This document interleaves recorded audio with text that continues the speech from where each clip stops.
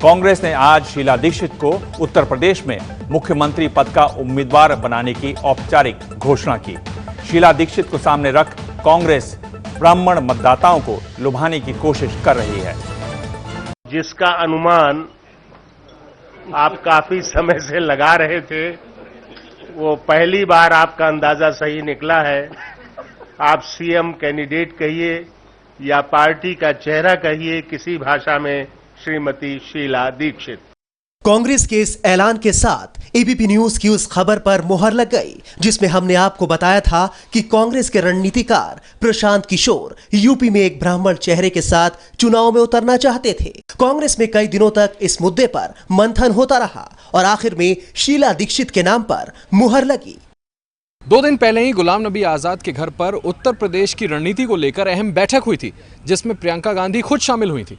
और ABP news को सूत्रों से मिली जानकारी के मुताबिक इसी बैठक में तय कर लिया गया था कि उत्तर प्रदेश में कांग्रेस शीला दीक्षित को अपना मुख्यमंत्री पद का चेहरा बनाएगी। शीला दीक्षित को कांग्रेस का चेहरा बनाने के पीछे राज्य के जातीय समीकरण ने अहम भूमिका निभाई है। खबर है कि प्रशांत किशोर कांग्रेस के लिए एक नया फॉर्मूला तैयार करने में जुटे हुए हैं और उसी फॉर्मूले के तहत शीला दीक्षित को सीएम उम्मीदवार बनाया गया है। किसी ब्राह्मण नेता को आगे कर यूपी में चुनाव लड़ा जाए, ये आइडिया प्रशांत किशोर यानी पीके का है। उन्होंने राहुल गांधी को बताया कि पार्टी को यूपी में पुराने समीकरण की पॉलिटिक्स करनी चाहिए, यानी ब्राह्मण, दलित और मुस्लिम तभी कांग्रेस को वोट करेंगे जब पार्टी में ताकत दिखेगी। प्रशांत किशोर को लगा कि अगर कांग्रेस ब्राह्मण के चेहरे को आगे करती है तो शायद बात बन जाए और इसीलिए अब शीला दीक्षित का नाम आगे किया गया है। शीला दीक्षित के साथ अभी एक समस्या है कि वो दिल्ली के वाटर टैंक घोटाले में आरोपी हैं। विपक्ष चुनाव में इसे मुद्दा बनाने का मन बना चुका है। पॉलिटिकली मोटिवेटेड है, केजरीवाल जी ने करवाया है या उनके मंत्रियों ने करवाया है। मुझे पूरा यकीन और विश्वास है कि कुछ भी गलत काम हम लोगों ने नहीं किया और इसमें से हम साफ सुथरा निकल कर आएंगे।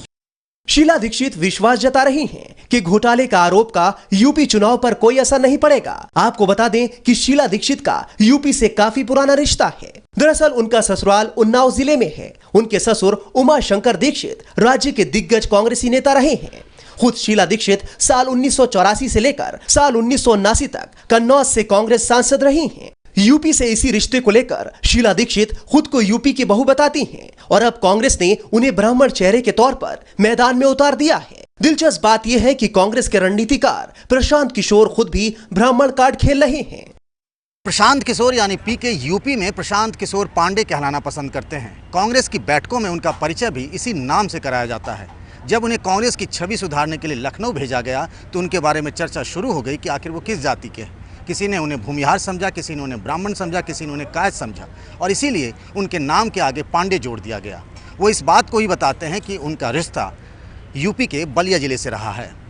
कांग्रेस के इस ब्राह्मण कार्ड के पीछे यूपी का रणनीतिक इतिहास है। उत्तर प्रदेश में अयोध्या कांड से पहले ब्राह्मण वोट कांग्रेस के साथ रहा है। 90 के दशक से पहले राज्य में कांग्रेस के कुल 11 मुख्यमंत्री बने, जिसमें 7 मुख्यमंत्री ब्राह्मण रहे। अभी राज्य में करीब 10 से 12% ब्राह्मण मतदाता हैं। सूत्रों के मुताबिक इसी वोट बैंक को अपने साथ लाने के लिए कांग्रेस ने शीला दीक्षित पर दांव खेला है।